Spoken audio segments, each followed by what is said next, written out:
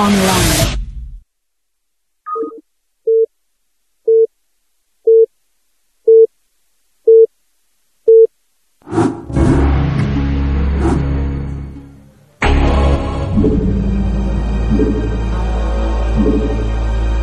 We're either going to be tied here, or this is going to end very quickly. BeSt at the top left, EffOrt at the middle right. EffOrt just dominating that last game. Perfect defense. He teched exactly what he wants to. You can see BeSt is trying to warm his hands up a little bit here. He really doesn't want to lose this now. We've already seen one Protoss get eliminated today in a tournament where Protoss were dominating. EffOrt's our last Zerg hope. Well, there's a few other ones here, but really, EffOrt's argued to be the best out of all the other Zergs here. And take a look at those stats. Even the community assumes that BeSt is going to win this. By the way, it looks like Protoss is fast expanding.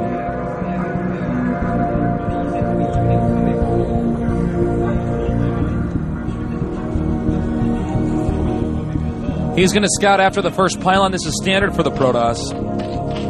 He wants to see exactly what the Zerg's doing. Let's say the Zerg 5 pulls or does something crazy like that. You have to be able to respond instantly. You want to know, can I get my Nexus up first? Do I need to get the Forge first? Can I even go Nexus, then get a Gateway Gas? Then, you know, I mean, there's a whole bunch of different things you can do depending on how the Zerg's playing it out. I mean, the Zerg going early pool, like we're seeing now, is very different from the Zerg 3 hatching.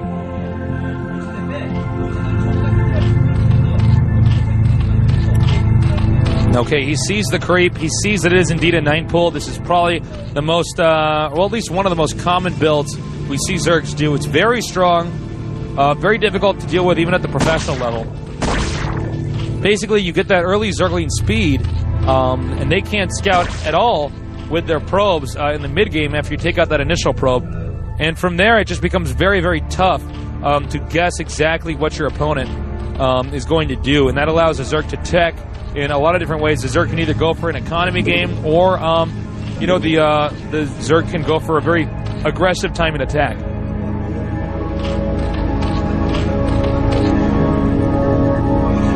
Okay. Nexus, then a cannon or two. Now this is timed out perfectly so that right when the Zerglings get there, they are going to be stopped by the cannon. He's going to go ahead and expand here as well when making a hatchery there. Hello, Susie. Welcome back. Oh, hey. What's up? We're already in Game 2, actually. I was going to say, man, this wasn't... Game 1 kind of didn't progress, did it?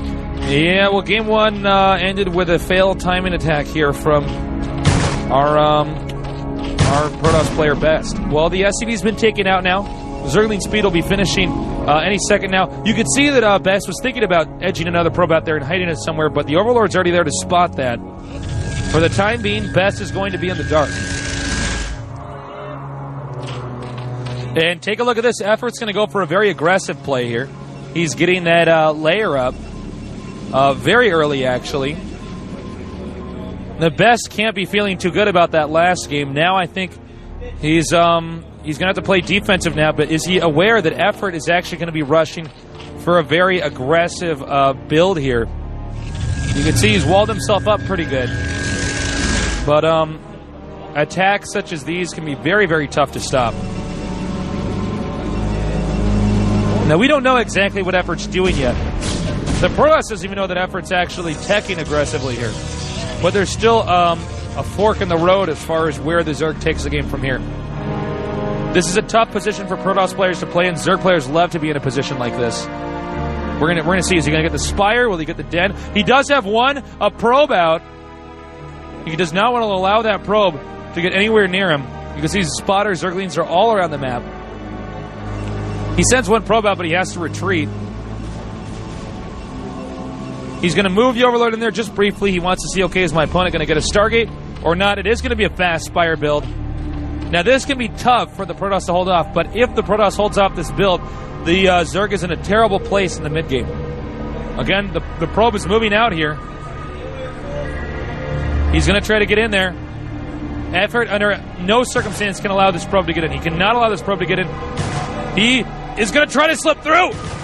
And this probe is barely alive right now, but BeSt will do anything. BeSt would sell his soul to get inside the space and see what's going on. Nice save there. EffOrt takes out the probe. Once again, Protoss in the dark. Stargate on the way. The Spire is almost complete, about 85% complete here. The 2-hatchery Muta can be very tough. One thing you can do is you can get one Scourge out here, and you can just fly right into the Corsair while you send the Mutas in there to absorb the hits, and from there, it's smooth sailing for the Zerg. The Spire's done. 6 Mutas are coming in now. Maybe 5 Mutas and a Scourge. Now, the problem for Protoss doesn't know, is he going to get attacked at the front of his base? Am I going to get attacked in the back of my base? Am I going to be attacked at all? The fact of the matter is he is going to get attacked here. But the back of his base seems to be less defended than the front. Second cannon's on the way. So, in a little bit here, Protoss is going to have 6 cannons total. That's an unusually large amount of cannons. Oh! He actually sends a Scourge right in the way of where the Corsair is going to come in here. EffOrt really predicting this well. If he can take out this Corsair, he can just barely save it. BeSt barely saves the Corsair. Now, BeSt realizes what's going on. He gets one more additional cannon in his expansion, another one in his main. I don't think EffOrt's going to be able to do any damage here. And he is going to fly in there. Scourge is taken out. He's still dealing a lot of damage to those Corsairs, though. Nice micro there.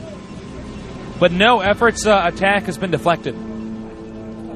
Which means EffOrt's not in a good position right now.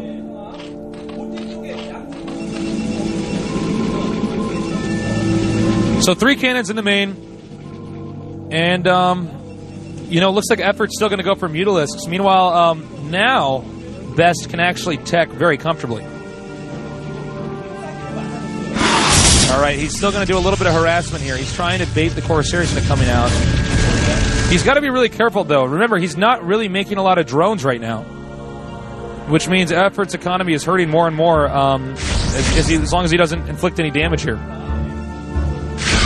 Oh, nice. BeSt snipes one of the Scourge. He goes in here towards the main, sends the Corsairs back. We didn't get a glimpse of whether or not they were taken out. Oh, man, I don't think this is going to work for EffOrt at all. He hasn't dealt really any severe damage. EffOrt's... Oh, this is almost all in here by EffOrt. EffOrt's pretty much doing, in the last game, what BeSt did. Looks like BeSt's really playing defensively in this game. Well, he has to. I mean, his opponent's Muta rushing like this. Okay, now EffOrt, it looks like he's going to try to tech out of this. Get the Hydralisk Den. But EffOrt's not in a good position. I mean... What do you mean? EffOrt's not. No, he's not in a good position. I meant it just once. There was an echo in here. All right. I think, yeah, there goes the Overlord now. And, again, EffOrt's economy is really suffering here. He's going to have to use these Mutalisks and Scourge to defend. But that's not going to be easy, especially in the position that he's in right now. The next phase of the game is going to be our Protoss player teching to Reavers and probably using that to harass. Meanwhile, it looks like EffOrt's still very focused here on the air defense, switching that off from the offense. Now, if BeSt loses the shuttle with the Reaver in it, again, the whole game turns around. And EffOrt's suddenly in this again. If BeSt gets in there and takes out a few drones... Well, then BeSt is really definitely going to win this unless a miracle occurs. And it looks like that time to move out is going to be now. Let's see what happens here. Any second now. He might want to wait for one more Corsair here. Now he's massing up the gateways. Okay, he's going to get the Zealot legs. He may actually be doing a later timing attack. EffOrt's investing everything he has right now and holding off the timing attack that he knows is going to be coming at him pretty soon here. Okay, he's moving out now. He's moving out. There's about 7 Corsairs there defending a shuttle. But they have to come in here at the right angle. And let's see if they can do that. He's being very cautious here about how he approaches his enemy. And he's going to go right for the shuttle here. And he takes it out. Oh, wow. Barely takes it out. He lost his entire air fleet. But that's okay because now his opponent does not have the the Reaver anymore. He can't do the damage he wanted to. Now he just has to defend his Overlords from the Corsair. Man, that was close. Yeah, that kind of brings EffOrt back into the game. It does a little bit. The problem, though, is that there's still a lot of Corsairs out here that control where the Overlords are on the map. There's another timing attack, though, that's going to be coming here from the Protoss. EffOrt's going to have to defend from that as well. And remember, he's still pumping Reavers to get another shuttle out, which means the second timing attack is going to be more powerful. But you know what? This is what EffOrt gets for doing that very aggressive and somewhat risky strategy early on. He does have a little bit of wiggle room, though, which is probably why we saw him do that this time. Last time he played very safe. He's going to go ahead and try to expand here and hopefully defend that. You can see Corsair production is stopped. EffOrt's going mass Hydras because that can do a pretty good job against Corsair Reaver, but with the Zealots and Legs in there, that can really get in the way and mess everything up. Corsairs are on a mission to go find all those Overlords. Yeah, well, he's also scouting his opponent's base. He wants to see, is he taking to a hive? Is there anything else I need to see here? So he knows exactly what EffOrt's doing. EffOrt's in a very uncomfortable position. This is normally a position Protoss puts, or Zerg put the Protoss in, excuse me. Well, he's moving out with another shuttle. Now, you really can't afford to lose this one. And you can see there's a Sunken Colony making here. Here it is, the speed upgrade's done. Oh, nice burrow there by EffOrt. EffOrt upgrading burrow. Wow. Nice play. That was pretty sexy, I gotta say. EffOrt burrows the drone, so he did upgrade burrow. We rarely see that ability used. This really shows us why EffOrt is where he is. He's using abilities that are not common. But damn, BeSt has just a much bigger army. I don't know if there's any way to stop a unit size this big. Now he's going to put a few extra. I believe those are DTs. I didn't get a glimpse. I was drinking water, but I believe those are DTs in there. Now he can drop that into the main, and there's really nothing. Yeah, one DT. There is nothing. There's no Overlord here. No Overlords, exactly. I don't even know if EffOrt knows he's being attacked. The computer doesn't tell him. He has to spot it himself. EffOrt's losing a lot of drones here. More and more drones are getting killed. EffOrt has no idea. And you can see BeSt is flying around the map trying to distract him. This Dark Templar has 9 kills, 10 kills. This Dark Templar is now a serial killer. 12 kills, 13, 14. He's putting Dexter to shame. Oh, my God. No kidding. Well, EffOrt still doesn't seem to be aware that he's lost all those workers. And here the Dark Templar comes now again to take out even more drones. EffOrt burrows, but was that really in time? I don't know. And I don't think that EffOrt actually has Overlord speed here. Oh, now he does, but he sure got there late. That Overlord slept in. Okay.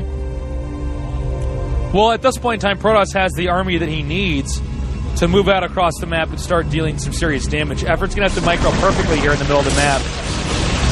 He's dodging storms pretty well so far, but 1 or 2 good storms, and this is all over. Don't forget, there's Reavers in that shuttle as well. We only have mass Hydras here.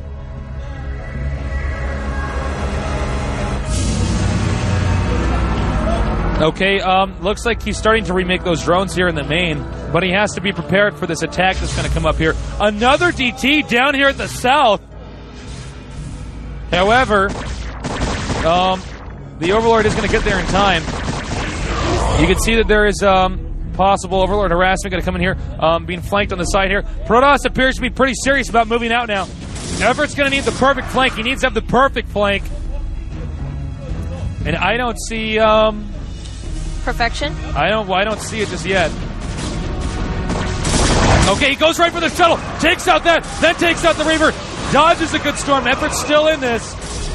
But even then, the Protoss army is so large, it can deal so much damage. 1 extra Reaver in the back here. EffOrt is microing pretty well. I don't think this is enough, though. I think he's just going to get run over. Yeah, he is. EffOrt played well, but it just did not matter. He should not have mass muted early on.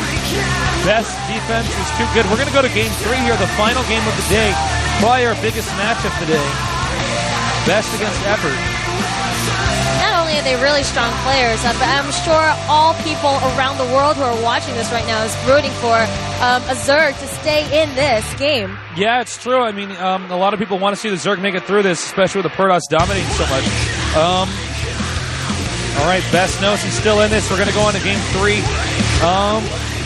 And both guys have joined the game, actually, right away. Wow.